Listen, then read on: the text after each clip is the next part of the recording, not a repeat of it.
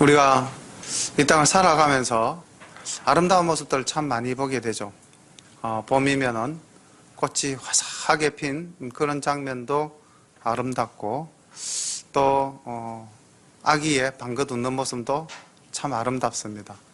아름다운 모습들이 참 많은데, 오늘 우리가 본문에서 만난 이 25절과 26절의 모습이 너무나도 아름답고, 오늘 또 우리에게 주는 여러 가지 교훈들이 참 많을 것 같습니다. 오늘 사도행전 10장 말씀은 또 어떻게 보면은 사도행전 2장에서 오순절 성령 강림절 이후 베드로의 설교에 많은 사람들이 회심하고 돌아오는 그 장면의 아주 작은 모습을 또 보는 듯한 그런 장면도 있고, 또 이 안에서는 믿음으로 우리가 구원을 얻는 그 구원의 역사가 어떻게 단계가 있는가, 이런 표현이 좀 어색하긴 하지만은 구원은 어떻게 하여야만 얻을 수 있는가에 대해서도 우리가 한 번 더 묵상해 볼 수 있는 그런 말씀, 참 이렇게 작은 이야기들이 많이 모여 있는 것 같습니다. 우리 본문을 함께 보면서 말씀을 나누어 보겠습니다. 가이사라에 고넬료라는 사람이 있으니 이달리아데라 하는 군대의 백부장이라.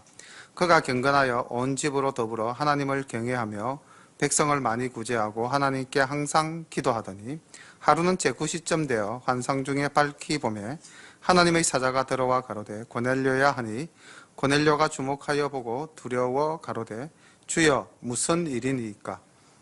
천사가 가로되 내 기도와 구제가 하나님 앞에 상달하여 기억하신 바 되었으니 내가 지금 사람들을 욥바로 보내어 베드로라 하는 시몬을 청하라. 저는 피장 시몬의 집에 우거하니 그 집은 해변에 있느니라 하더라.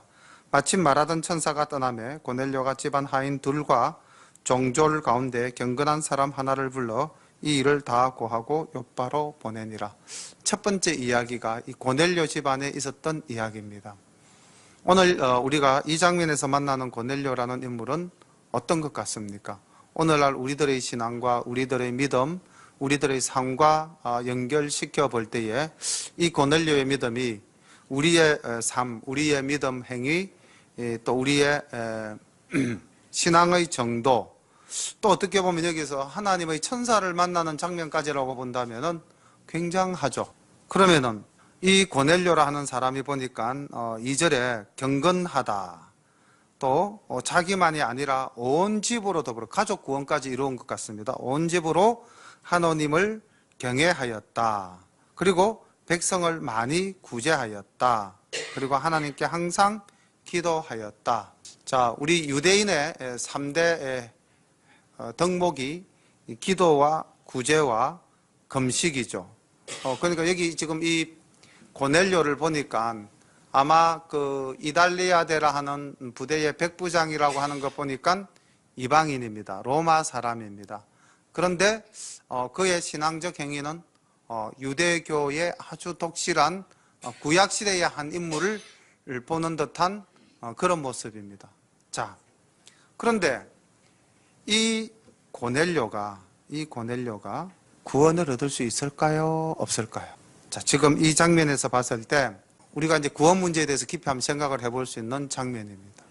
지금 고넬료의 삶의 모습을 본다면은 그 믿음의 경건성과 믿음의 온전한 행위를 봤을 때는 오늘날 우리 시대를 살아가는 우리들의 신앙보다도 더 성숙된 모습이 있는 것 같죠.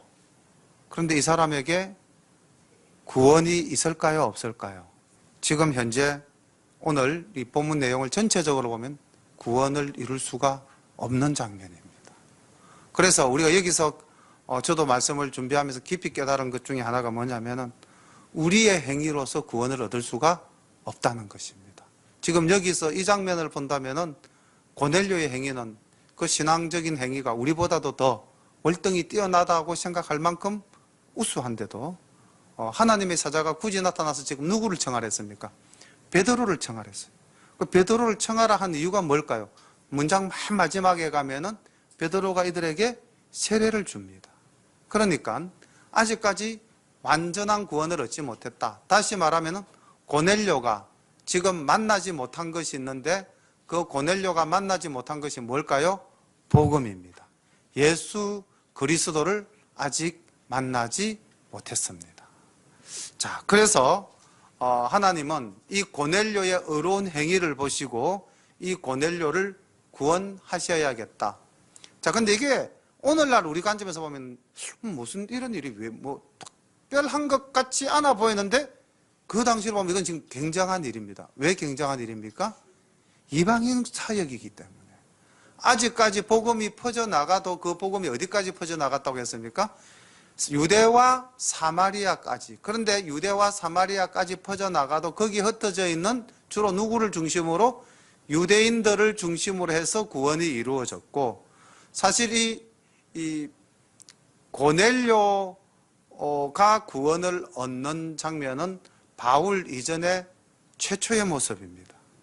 그래서 이제 이 부분이 우리가 신앙적으로 굉장히 시사하는 바가 크고 또 교회사적으로도 굉장히 어이가 깊은 일 중에 하나가 되는 것입니다. 내용을 또 계속해서 보겠습니다. 이제 두 번째 이야기는 장면이 바뀌어서 베드로에게 초점이 맞춰집니다. 이튿날 저희가 행하여 성에 가까이 갔을 그때에 베드로가 기도하려고 지붕에 올라가니 시간은 제6시더라. 시장하여 먹고자 하며 사람이 준비할 때에 비몽사몽간에 하늘이 열리며 한 그릇이 내려오는 것을 보니 큰 보자기 같고 내 귀를 메어 땅에 들이웠더라. 그 안에는 땅에 있는 각색 네 발 가진 짐승과 기는 것과 공중에 나는 것들이 있는데 또 소리가 있으되 베드로야 일어나 잡아먹으라 하거늘 베드로가 가로되 주여 그럴 수 없나이다. 속되고 깨끗지 아니한 물건을 내가 언제든지 먹지 아니하였삼나이다 한데 또 두 번째 소리가 있으되 하나님께서 깨끗게 하신 것을 내가 속되다 하지 말라 하더라. 이런 일이 3번 있은 후 그 그릇이 곧 하늘로 올리워 가니라. 베드로가 본 바 환상이 무슨 뜻인지 속으로 의심하더니 마침 고넬료에 보낸 사람들이 시몬의 집을 찾아 문 밖에 서서 불러 묻되 베드로라 하는 시몬이 여기 우거하느냐 하거늘 베드로가 그 환상에 대하여 생각할 때에 성령께서 저더러 말씀하시되 두 사람이 너를 찾으니 일어나 내려가 의심치 말고 함께 가라. 내가 저희를 보내었느니라 하시니 베드로가 내려가 그 사람들을 보고 가로되 내가 곧 너희 찾는 사람이니 너희가 무슨 일로 왔느냐. 저희가 대답하되 백부장 고넬료는 의인이요 하나님을 경외하는 자라. 유대 온 족속이 칭찬하더니 저가 거룩한 천사의 지시를 받아 너를 그 집으로 청하여 말을 들으려 하느니라 한데 베드로가 불러 들여 유숙하게 하니라. 이튿날 일어나 저희와 함께 갈새 욥바 두어 형제도 함께 가니라. 이제 초점이 베드로에게 맞춰졌죠. 우리가 앞에 고넬료에서도 고넬료의 그 믿음적 삶의 모습을 보면서 우리가 생각해 볼 게 있었는데 오늘 이 베드로의 모습에서도 오늘날 우리의 신앙생활과 함께 생각해 볼 거리가 하나가 있습니다. 뭘까요? 자, 베드로가 6시에 기도하러 올라갔다. 6시는 12시입니다. 9시는 오후 3시고요. 낮 12시에 이제 기도하러 갔는데 매우 시장한 상태였다고 이야기를 하고 있죠. 그때 하늘에서 이제 환상으로 그릇이 내려왔는데 그 그릇 속에는 각종 짐승, 기는 것, 공중에 날짐승이 있었다. 자, 그런데 여기서 지금 말씀하는 네 발 달린 짐승, 기는 것, 날짐승은 뭘 의미하는 겁니까? 레위기에서 말씀했을 때 유대인들에게는 먹지 못하는 아마 그런 것들이었던 것 같아요. 자, 그런데 그걸 하나님께서 베드로야 일어나 잡아 먹으라 그랬어요. 일어나 잡아 먹으라. 근데 베드로가 뭐라고 말합니까? 그럴 수 없습니다. 저는 속된 것을 먹지 않습니다. 그거 알지 않습니까? 그러니까 다시 들리는 말씀이 내가 깨끗다 한 것을 네가 왜 속되다고 하느냐. 자, 이 장면입니다. 이 장면에서 우리가 뭐 생각할 것 없습니까? 우리가 신앙생활 하면서 항상 우리는 하나님의 뜻보다는 내 의를 드러내기가 쉬운 존재라는 거죠. 베드로도 부지불식간에 유대인의 습속에 젖어서 하나님의 말씀보다는 전통과 유전에 더 집착한 모습을 나타내 보이고 있는 거죠. 그래서 하나님이 두 번째 말씀에서 그를 깨치지 않습니까? 내가 깨끗하다 한 것을 네가 왜 속되다고 하느냐. 나의 생각과 너의 생각이 다를 때 너는 누구의 생각을 쫓아야 하느냐? 이 말씀이죠. 누구의 생각을 쫓아야 합니까? 하나님의 생각을 따라야 되죠. 자, 그런데 우리는 특히 제가 더 그렇습니다. 제가 성격이 좀 급하지 않습니까? 이제 아시다시피. 그러니까 우리는 정말로 이 생각해 볼 수 있는 여유를 가져야 되는데, 특히 저 같은 경우는 생각 없이 그냥 말을 하거나 행동을 해가지고 뒤에서 다시 땅을 치는 일들이 좀 많거든요. 근데 우리가 계속해서 경건의 훈련을 하면서 신앙의 성숙도를 높이기 위해서는 어떠한 상황이 연출되어졌을 때 하나님께 한 번 더 여쭈어보는 여유. 그러니까 하나님의 뜻이 무엇일까? 이것이 내 뜻대로 하는 것이 옳은 걸까를, 모든 일은 다 그렇지 않겠지만 중요한 일일 때는 우리가 한 번쯤 하나님의 뜻을 물어보는 그런 경우가 있어야 되지 않겠습니까? 그러면 오늘 만약에 이 상황이라면은 베드로가 어떻게 해야 되겠습니까? 베드로야 일어나 잡아먹으라 하면은 주님, 제가 어떻게 하는 것이 옳은가요? 우리는 율법에 의해서 이런 것을 먹지 못하게 하였고 또 저는 먹지 아니하였습니다. 어떻게 하면 좋을까요? 이 정도의 여유는 우리가 가지고 있어야 되지 않겠는가 하는 생각을 해봤습니다. 근데 베드로는 바로 대답하죠. 그럴 수 없습니다. 바로 자기 생각으로. 그래서 하나님께서는 아니다. 그건 네 생각이다. 잘못된 거야. 내가 먹으라 그러면 너는 먹으면 돼. 이게 뭐 다 아시다시피 사실적인 게 아니라 상징적으로 의미하는 것이지 않습니까? 다시 말하면 여기서 네 발 달린 짐승 기는 것, 그리고 공중에 날개 있는 짐승은 뭘 의미하는 걸까요? 이방인을 의미하는 것이죠. 다시 말하면 고넬료 집안에 가는 것에 대한 이야기입니다. 하나님이 먼저 고넬료에게 나타나셨고 베드로를 청하라 하였고, 그래서 사람이 왔고, 그 다음 베드로가 기도할 때에 이제 그 도착한 사람들이 베드로를 만나기 직전에 하나님께서는 이 환상을 보여주면서 네가 가지고 있는 고정관념을 깨뜨려라. 네가 옳다 생각하는 그 생각을 내려놓아라. 너는 지금 나의 뜻을 쫓아서 행해야 한다. 이것을 지금 말씀하고 있는 장면입니다. 근데 조금 이제 이 부분은 우리가 하나님의 그 일하시는 모습을 보면은 참 신묘막측하지 않습니까? 타이밍이 어떻게 이렇게 절묘하게 딱 맞아 떨어져 가는지. 그 가이사랴에서 욥바까지가 약 한 50km에서 60km 거리인데, 그 거리를 이제 지난 9시에 이제 기도를 했으니까 고넬료가 오후 3시에 기도를 했죠. 그러니까 이 사람들이 이제 밤 늦게, 오후 늦게 출발해서 이제 아마 다음날 아침 무렵에 도착을 했을 것 같고, 6시에 기도하러 올라가서 12시 정오쯤이니까 아마 이제 욥바에 도달을 이제 했겠죠. 그러니까 그 시간조차도 하나님께서 딱 계획한 시간에 때를 맞춰서 이제 이렇게 이루어지는 장면을 볼 수가 있습니다. 그리고 이제 하나님께서 이 환상을 보여준 본질적인 의미는 베드로가 도대체 이게 무슨 일인가 궁금해하고 의아해하고 있을 때에 이제 하나님께서 말씀하셨죠. 두 사람이, 사실은 세 사람이 왔죠. 세 사람이 이르렀으니 너는 그들의 요구에 따라서 가이사라로 가라는 거죠. 고넬료의 집으로 가라는 겁니다. 그리고 그 안에 뭐라고 말씀하시냐면 의심치 말고 가라는 겁니다. 무슨 일인지 내가 알지 못할 때 우리가 행동으로 옮긴다는 것은 참 쉽지 않지 않습니까? 가라는 거죠. 구체적인 내용을 말씀하시지 않고 가라는 거예요. 믿음의 조상 아브라함도 갈대아 우르를 떠날 때 뭐라고 그런 거예요? 내가 지시하는 땅으로 가라는 것이었어요. 근데 아브라함 입장에서는 얼마나 황당합니까? 더 황당한 일도 있었죠. 노아에게 방주를 지으라는 것이었어요. 그 당시 배라는 것이 있었을까요? 없었을까요? 아무리 생각을 해봐도 그 당시 배라는 건 없었을 것 같아요. 근데 하나님께서 아마 뭔가 환상 중에 보여주시면서 이렇게 지어라. 근데 정말로 믿음의 위대한 선조들은 어떻게 했습니까? 아무 상황도 모르고 영문도 모르고 내 이성적으로 판단했을 때 답도 안 나오는 일이었지만은 다 순종했다는 겁니다. 오늘 베드로도 순종합니다. 가라는 겁니다. 그리고 이제 그 온 사람을 만나니까 그 사람들이 고넬료에 대해서 이야기를 하죠. 우리 고넬료 선생님은 의인이십니다. 온 유대 사람이 칭찬해 마지 않는 사람입니다. 그분이 기도 중에 천사를 만났고 당신을 청하라 하였습니다. 그래서 이제 갑니다. 근데 또 여기 하나님께서 또 기가 막히게 또 이렇게 또 장치를 두셨는데, 그게 욥과 두어 형제도 함께가 아니라, 두어 형제가 아니라 한 7명 정도, 7, 8명 정도가 간 걸로 기록이 되어 있습니다. 11장에 보면은. 이것도 왜 이제 가게 했는가? 다시 말하면 베드로의 사역을 증거할 정인이 되는 겁니다. 이제. 베드로 혼자서 갔다면은 정인이 없으니까 두어 사람이 있어야, 두세 사람이 있어야 그 일의 정인이 되는데, 아마 그 두세 사람의 정인을 위해서 하나님께서 이들도 함께 따라가게 하신 것 같습니다.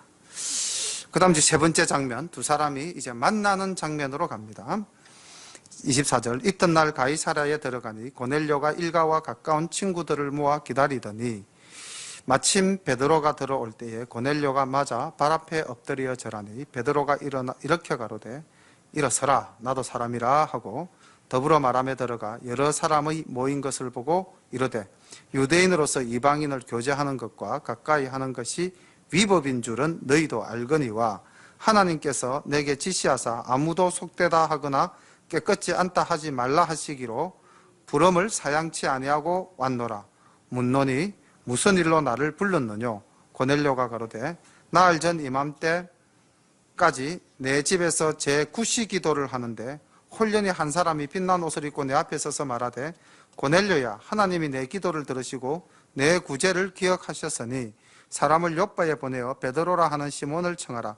저가 바닷가 피장 시몬의 집에 우거하느니라 하시기로 내가 곧 당신에게 사람을 보내었더니 오셨으니 잘하였나이다.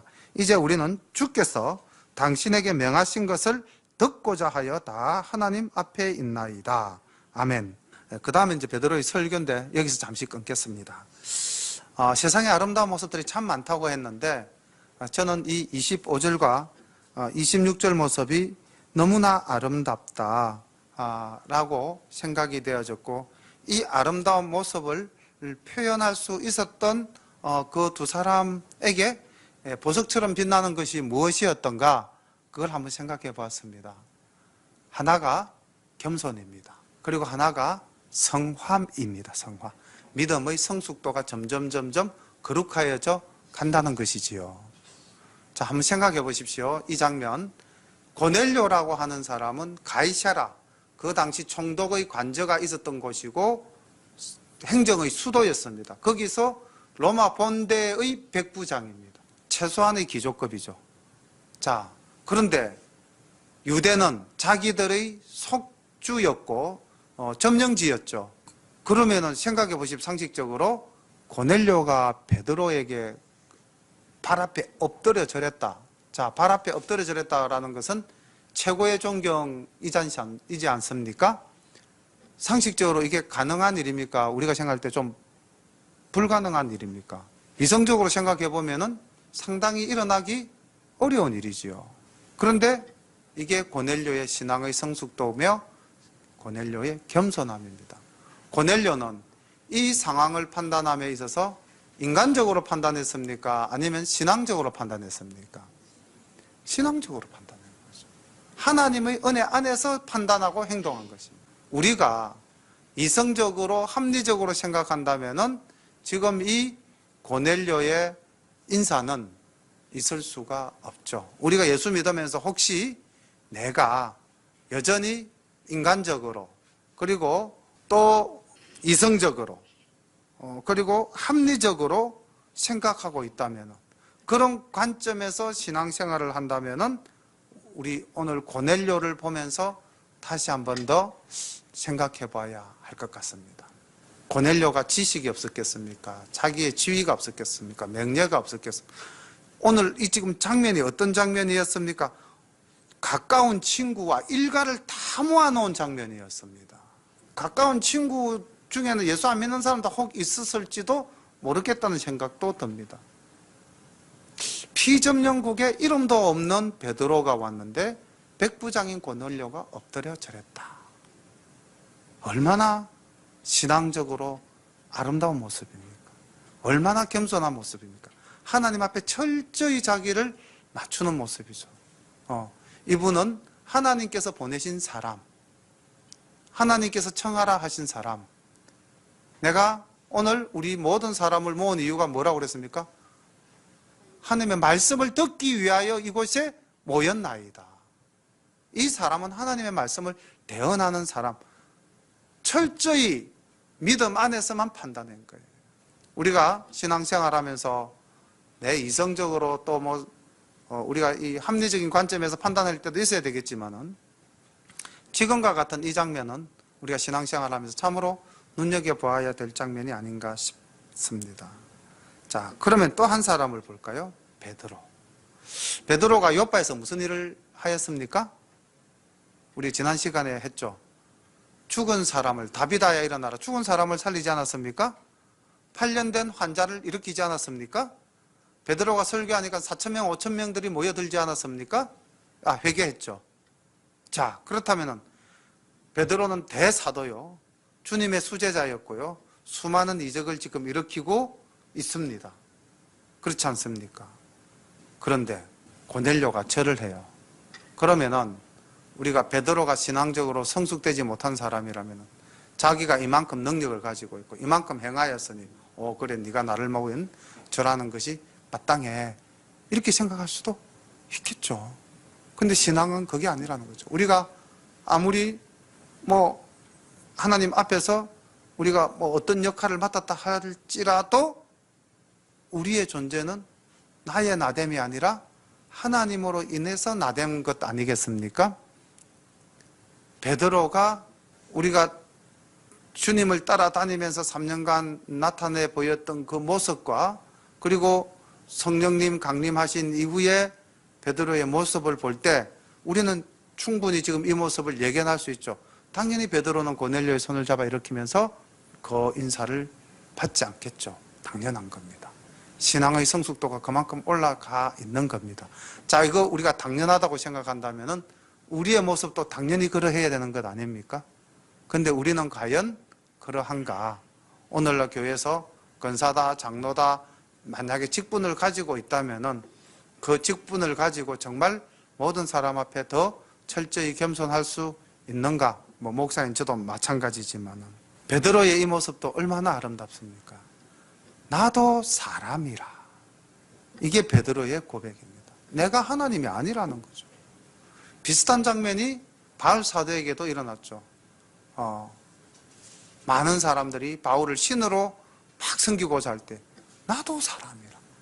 신앙의 성숙도가 올라간 사람일수록 자신을 정확하게 깨닫는 거죠. 하나님 앞에서 나는 하나님의 피조물이라는 것입니다. 우리가 그것을 알아야 되고 또 늘 인식해야 됩니다. 그것을 잊어버리는 순간 우리는 교만해지죠. 저는 우리나라에 여러 교단이 많고 교단마다 총회장이 있고 막 이제 이러지 않습니까? 그런 직책을 가진다는 것 자체가 하나님 앞에서 참 어떻게 보면 봉사하기 위해서, 섬기기 위해서 그 자리를 올라간다면 참 좋은데, 사람들이 맹렬을 얻기 위해서, 뭔가 이 땅의 건의를 위해서 그런 것을 추구한다면 이거는 하나님께 옳지 못한 모습이라고 생각을 합니다. 베드로의 이 고백, 나도 사람이라, 우리가 늘 잊지 말아야 할 줄로 믿습니다. 내가 어떤 능력을 가졌든지 어떤 위상을 갖추었든지 간에 우리는 하나님 앞에서 겸손해야 될 줄로 믿습니다. 이런 고백을 바울 사도가 한 말이 참 아름답게 들리는 부분이 있는데, 바로 그게 고린도전서 15장 10절 말씀이죠. 우리가 참 즐겨 또 암송하기도 하는 구절인데 찬양 가사로도 이 내용이 나와 있죠. 고린도전서 15장 10절에 보면, 그러나 나의 나된 것은 하나님의 은혜로 된 것이니 내게 주신 그의 은혜가 헛되지 아니하여 내가 모든 사도보다 더 많이 수고하였으나 내가 아니요 오직 나와 함께 하신 하나님의 은혜로라. 아멘. 우리가 오늘날 이 땅을 살아가면서 어떤 일을 하든 어떤 수고를 하든 우리 그거 가지고 생색내야 됩니까? 아니면은 나는 하나님의 선한 도구로 섬기고 봉사하였노라 고백해야 되겠습니까? 우리는 오늘 이 베드로의 나도 사람이라 하는 이 말씀을 가슴 깊이 새기면서 나는 하나님의 도구다, 나는 하나님의 청직이다, 나는 하나님의 영광을 위하여 이 일을 한다. 내 중심에 내가 없어지면은 아마 이런 겸손하고 거룩하게 되어진 성도의 모습이 우리에게서도 발현될 수 있지 않겠는가, 그렇게 생각해 보고, 이 장면이 참 아름다운 장면이다. 한 사람은 귀족으로서 권력자로서 겸손함을 보였고, 한 사람은 믿음의 성숙도가 높아져서 그 아름다운 모습을 또 상대방에게 나타내 보이면서 두 사람이 함께 걸어가면서 이렇게 이야기하는 장면, 더불어 말하며 들어가. 이 걷는 뒷모습이 이 상상을 해보니까 너무 아름다운 거예요. 앞모습은 더 아름답겠죠. 두 사람의 얼굴에 온화한 미소가 가득하며 서로를 배려하고 사랑하면서 나누는 이 대화 장면을 한번 떠올려 보면은 한 사람은 정말 은혜 충만히 받을 준비가 다 되어 있고요. 한 사람은 하나님의 말씀을 그대로 증거할 능력을 갖춘 그런 모습 아닙니까? 우리들도 그런 모습으로 살아갔으면 참 좋겠다. 이 장면을 참 아름답게 제가 말씀을 준비하면서 생각해 보았습니다. 그리고 이제 28절에 가니까 여전히 이제 베드로가 아직도 깨어있지 못했던 자신의 모습을 또 고넬료에게 겸손하게 고백하죠. 내가 유대인으로서 너희들 이방인을 접촉하는 것이 우리의 풍속에는 가하지 않다. 그래서 사실 나도 그런 부분에 있어서 머뭇거렸음이 있었다. 이 또 겸손하게 고백합니다. 그리고는 그렇지만은 이것은 나의 생각이었고, 그 다음 말씀이죠. 하나님께서 속되다 하지 않았기 때문에, 다시 말하면 너를 만나러 가는 것을 하나님께서 명하셨기 때문에 내가 왔다. 근데 내가 올 때 사실 아무 영문도 모르고 왔다. 무슨 일로 나를 불렀느냐, 이렇게 묻지 않습니까? 이 베드로의 말 속에도 참 겸손함과 온유함, 그리고 진실함이 묻어져 있죠. 그죠? 그러니 또 고넬료는 고넬료대로 있었던 일을 또 고백합니다. 이런 일이 있었습니다. 그래서 이제 정황을 파악한 베드로가 이 사람에게 지금 무엇이 없다? 하나님이 왜 이곳에 보내셨다? 깨달은 거예요. 깨닫고는 베드로가 설교하는데 설교의 핵심 주제가 예수 믿고 구원받자의 주제입니다. 주님을 영접하라는 것이었죠. 34절부터 베드로의 설교가 나옵니다. 보겠습니다. 베드로가 입을 열어 가로되 내가 참으로 하나님은 사람의 외모를 취하지 아니하시고 각 나라 중 하나님을 경외하며 의를 행하는 사람은 하나님이 받으시는 줄 깨달았도다. 먼저 이제 이 상황에 대해서 참 자신의 부족함과 하나님의 섭리에 대한 찬양을 올려드리죠. 깨달았도다. 저는 이 말씀도 참 많이 와닿았습니다. 깨달았도다. 저도 많이 깨닫는 사람이 되었으면 참 좋겠다. 우리는 무엇을 깨달아야 할까요? 오늘 내가 살아가면서 말씀 속에서도 물론 답을 찾을 수도 있겠지만 우리의 삶 속에서도 하나님이 주시는 지혜로 깨달아야 할 것이 무엇인가? 베드로의 깨달음은 이방인 선교를 위해서 나를 이곳에 보내셨다는 것을 깨달았습니다. 그렇다면 우리가 의미를 접목시켜서 하나님께서 왜 우리를 이 열린 교회에 모으셨는지 그것도 우리가 한 번쯤 깨달아 봤으면 참 좋겠다는 생각입니다. 우리가 해야 될 일들, 그리고 이제 베드로가 입을 열어서 예수님을 고넬료에게 증거하듯이 우리도 이제 입을 열어서 증거해야 되지 않겠습니까? 36절 봅니다. 만유의 주 되신 예수 그리스도로 말미암아 화평의 복음을 전하사 이스라엘 자손들에게 보내신 말씀, 곧 요한이 그 세례를 반포한 후에 갈릴리에서 시작되어 온 유대에 두루 전파된 그것을 너희도 알거니와 하나님이 나세렛 예수에게 성령과 능력을 기름 붓듯 하셨음에 저가 두루 다니시며 착한 일을 행하시고 마귀에게 눌린 모든 자를 고치셨으니 이는 하나님이 함께 하셨음이라. 우리는 유대인의 땅과 예루살렘에서 그의 행하신 모든 일의 정인이라.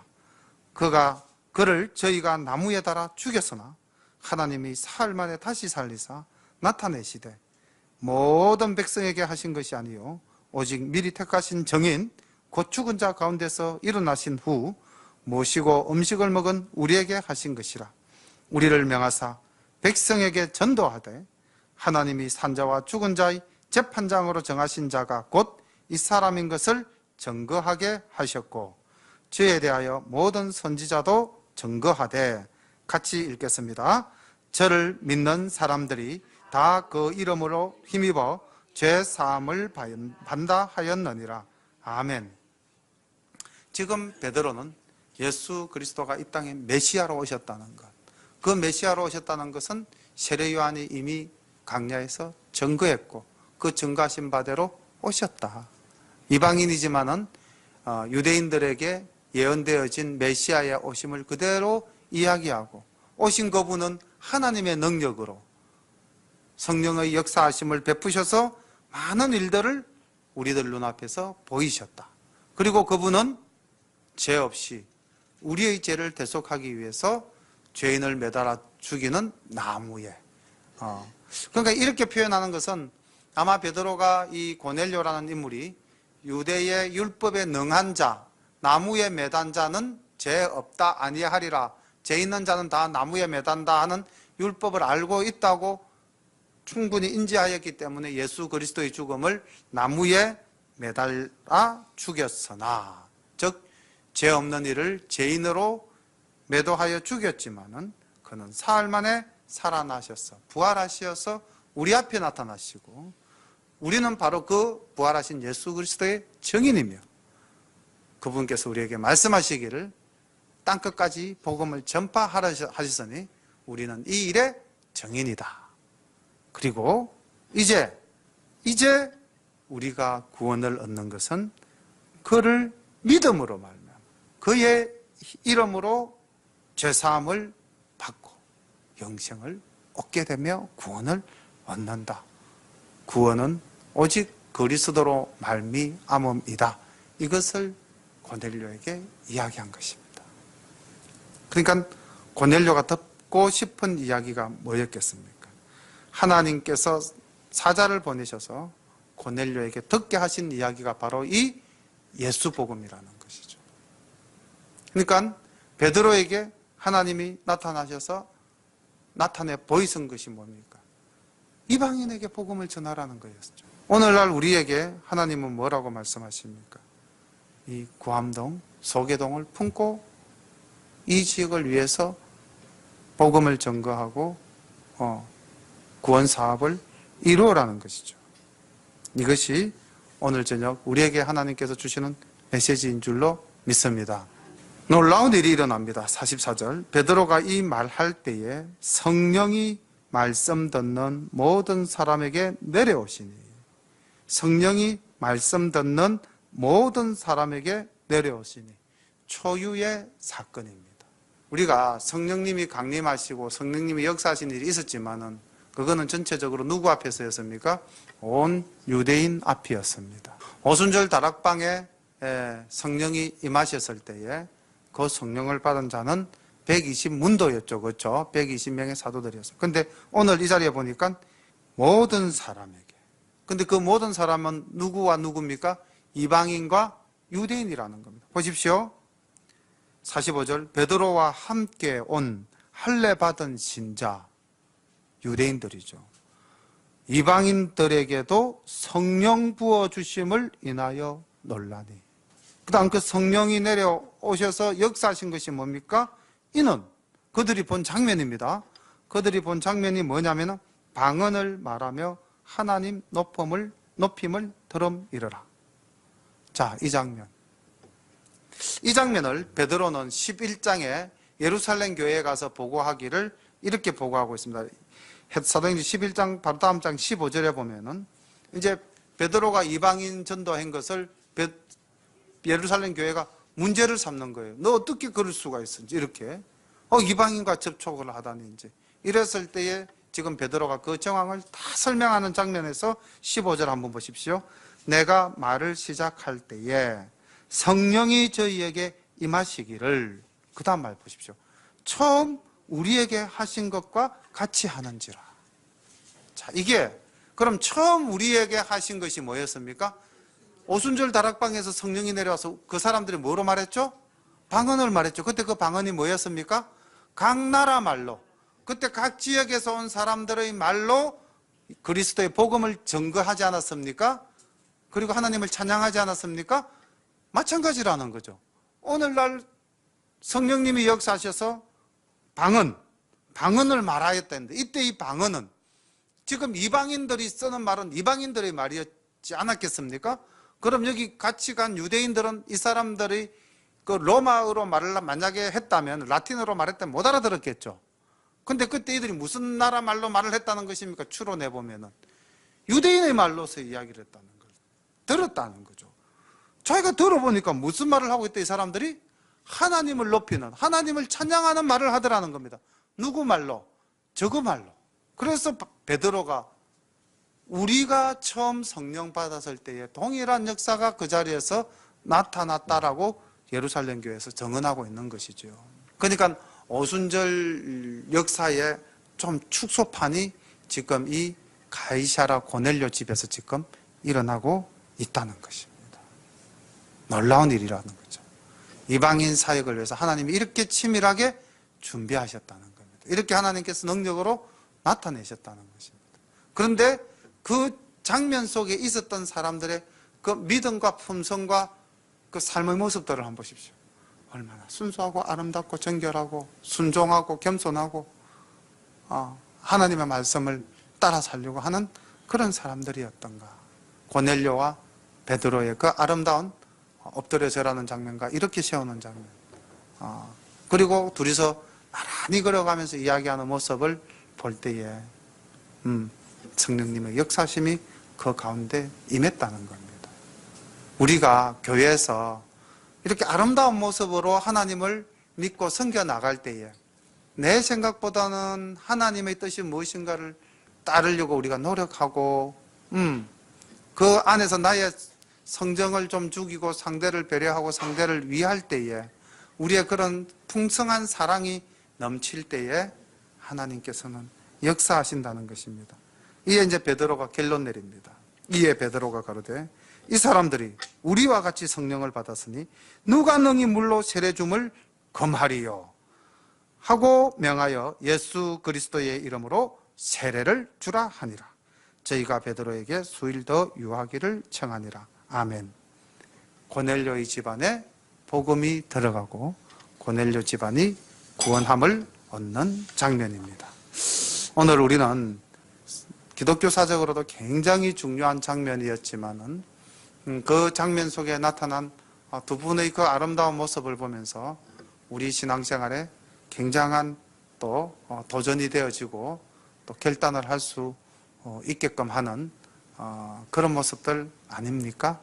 우리가 예수 믿는다는 것, 예수 믿는다는 것이 그냥 말로서 믿는다는 것, 또는 예수 믿는다는 것이 내가 말씀을 잘 알고 있다는 것, 우리 복음을 전해야 한다는 것 다 알죠. 모르는 사람 누가 있습니까? 근데 이게 이제 머리는 들어왔죠? 근데 이게 가슴으로 내려가서 손으로 발로 가고 있습니까? 우리가 예수 믿은 지 얼마나 오랜 세월이 됐습니까? 그런데 다 알잖아요. 제가 이렇게 설교하면은 오히려 저보다도 더 깊이 있게 해석하실 수 있는 분들도 있잖아요. 아는 것에서는 부족함이 없을 수 있습니다. 없겠죠. 다 안다는 거죠. 그런데 문제는 우리가 아는 것에서만 계속 그치고 만다는 거죠. 사랑하라. 다 알죠. 근데 사랑합니까? 내 은행을 삼가 조심하라. 다 알죠. 그런데 우리가 조심하는가? 내 눈에 들보 두고 내 형제 눈에 티를 판단하지 말라. 다 알죠. 그런데 사실 우리 행동에 있어서는 그렇게 하고 있느냐는 거죠. 오늘 고넬료와 베드로의 모습에서는 아는 것에서 나아가서 행동하고 실천하는 모습들, 하나님 앞에서 정말 세상적인 것들을 다 내려놓고 하나님 안에서 정말 주의 종을 만났을 때에 그 나타냈던 고넬료의 모습, 그리고 또 내가 하나님의 도구일 뿐이지 나는 아무것도 아니다, 나의 나 된 것은 다 하나님의 은혜다라고 고백하는 이 베드로의 모습, 우리가 말씀을 묵상하면서 또 말씀을 읽으면서 말씀을 들으면서 우리에게 가슴에 와 닿는 것들이 있다면은 이제 그것을 우리의 삶 속에서 실천으로 더욱더 성화되어져 가는 모습, 그래서 한 단계 더 주님 앞으로 올라가는 그러한 우리 신앙인들의 모습을 갖추는 우리 열린교회 모든 성도님들 되시기를 간절히 축원합니다. 기도드리겠습니다. 오늘 주신 말씀 붙잡고 하나님, 저에게 고넬료와 같은 겸손함을 허락하여 주시옵소서. 하나님, 우리 아버지, 저에게 베드로와 같은 아버지 하나님, 거룩함을 날마다 나의 자신을 성화시켜 나가는 그런 신자가 되게 하여 주옵소서. 하나님, 우리가 이해도 안 되고 영문도 모르겠지만은 하나님께서 하라 하실 때에 하나님 겸손히 순종하는 또 순종을 저희들에게 허락하여 주옵소서. 우리가 어떤 기도 제목을 잡고 기도를 하시든지 이 시간 오늘 말씀 주신 것 중에 하나를 붙잡고 결단하는 그런 시간 되기를 축원합니다. 기도드리겠습니다. 사랑과 은혜가 풍성하신 우리 아버지 하나님, 은혜를 감사합니다. 오늘 사도행전 10장 말씀을 통하여 주신 하나님의 말씀, 하나님 아버지, 저는 주님의 선한 도구입니다. 하나님 아버지, 나의 나됨은 아버지 하나님, 내가 이 땅에서 드러낼 것은 아무것도 없음을 고백합니다.